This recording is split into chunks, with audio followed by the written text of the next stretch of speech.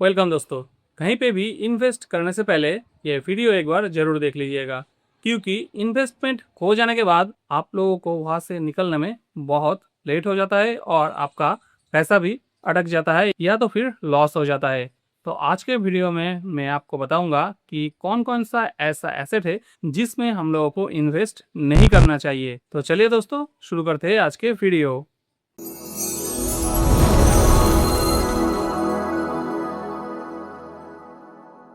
तो आज के वीडियो में मैं आप लोगों को दो ऐसा एसेट के बारे में बताऊंगा जिस एसेट में आप लोगों को कभी भी इन्वेस्ट नहीं करना चाहिए। अगर आपको ज़रूरत है तो आप परचेस कर सकते हैं, लेकिन अगर आप लोग इन्वेस्ट करना चाहते हैं इसमें तो इन्वेस्ट बिल्कुल ही मत कीजिए। तो पहला एसेट है आपका गोल्ड।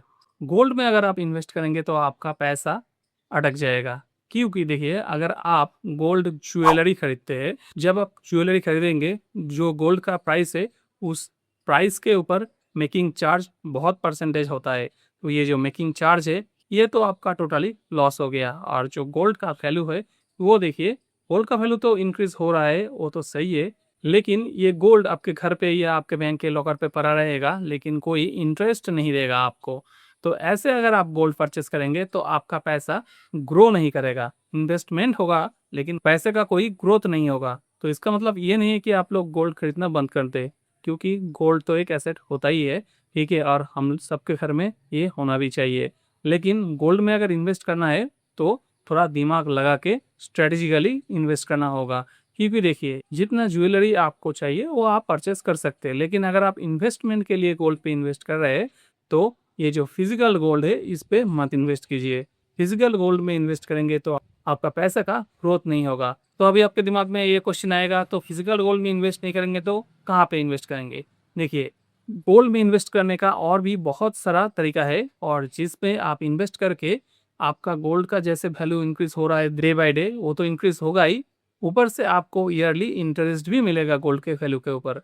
तो ये कैसे करना है अगर जानना चाहते हैं तो कमेंट में लिखिए गोल्ड। मैं आपके लिए नेक्स्ट वीडियो में डिटेल्स में बता दूंगा कि गोल्ड में कैसे इन्वेस्ट करने से आपका पैसे का ग्रोथ होगा और आपका पैसा भी सेफ रहेगा। और अभी चलते हैं नंबर 2 पे, जो है फ्लैट।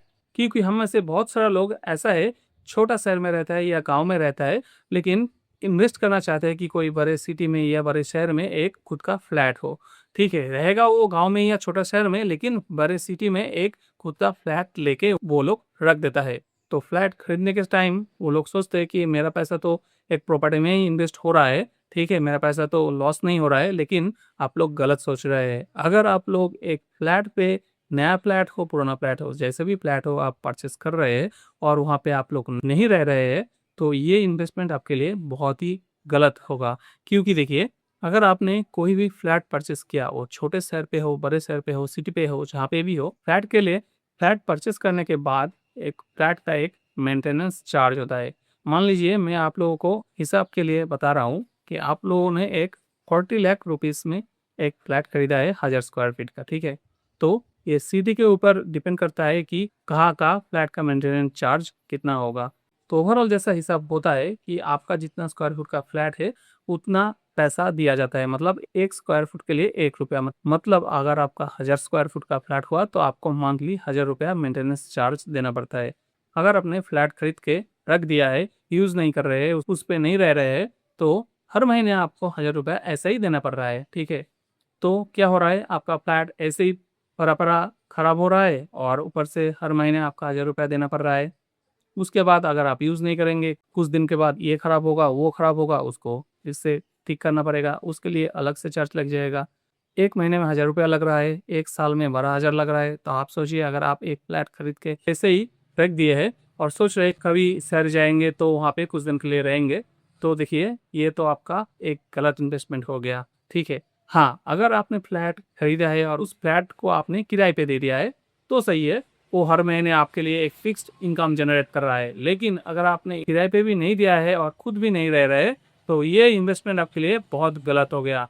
क्योंकि 5 या 10 साल बाद अगर आप चाहे कि आपका फ्लैट को सेल करने के लिए, तो रीसेल वैल्यू भी उस फ्लैट का बहुत कम हो रहा है। क्योंकि आप लोग देख ही रहे हैं, हर रोज छोटा शहर हो बड़ा शहर हो, नया नया फ्लैट बन रहा है, ठीक है। तो हर रोज जितना नया नया फ्लैट बन रहा है तो लोग नया फ्लैट क्यों नहीं खरीदेगा, क्यों आपके पास पुराना फ्लैट खरीदेगा? क्योंकि नया फ्लैट सेम दाम में उनको मिल जाएगा, ठीक है। तो इसलिए फ्लैट में इन्वेस्ट करना या फ्लैट खरीद के ही ऐसे ही रख देना, उसमें नहीं रहना, ये एक बहुत ही गलत इन्वेस्टमेंट होगा। तो इसलिए अगर आप सोच रहे हैं कि फ्लैट खरीदेंगे तो फ्लैट खरीदने से पहले ये थोड़ा सोच लीजिएगा। अगर आपको उस पर रहना है तो सही है, अगर किराए पे भी देना है तो भी सही है। लेकिन अगर आप सोच रहे हैं ठीक है खरीद कर रख देते, कभी शहर जाएंगे तब 2-4 दिन के लिए वहाँ पर रहेंगे, तो ये गलत सोच रहे हैं आप। आपका बहुत सारा पैसा एक बार में ही इन्वेस्ट हो जाएगा, उस पैसे से आपका वेल्थ भी क्रिएट नहीं होगा और हर महीने आपका पैसा भी इन्वेस्ट होता रहेगा उस फ्लैट के पीछे। तो इसीलिए आज के वीडियो में जो दो इन्वेस्टमेंट के बारे में मैंने बताया, गोल्ड और फ्लैट, इसमें अगर आप इन्वेस्ट करते हैं तो आपका पैसा होल्ड हो जाएगा, आपका पैसा ग्रो भी नहीं करेगा और आप अच्छा वेल्थ क्रिएट भी नहीं कर सकते हैं। तो यही था आज का वीडियो। वीडियो अगर अच्छा लगे तो वीडियो को लाइक कर लेना, चैनल पे अगर नए हैं तो चैनल को सब्सक्राइब कर लेना। Thank you.